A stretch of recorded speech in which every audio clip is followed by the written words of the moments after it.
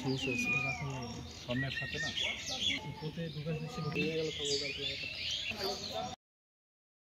বিসমিল্লাহির রহমানির রহিম। উপস্থিত সাংবাদিকবৃন্দ এবং অন্যান্য সকলে আসসালামু আলাইকুম। আজ 27শে মার্চ 2025 তারিখে গোপন সংবাদের ভিত্তিতে জানতে পারি সুলতানপুর বিউপির দায়িত্বপূর্ণ এলাকা দিয়ে স্বর্ণ চোরাচালান হবে।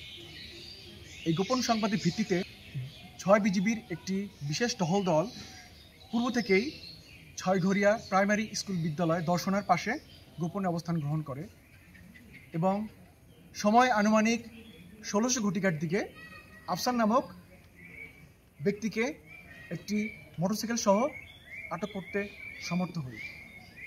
পরবর্তীতে আফসার এর কোমরে বিশেষ কায়দায় বেল্টের ভিতরে লুকায়িত অবস্থায় আমরা সর্বমোট 16টি স্বর্ণের বার উদ্ধার করতে সমর্থ হই।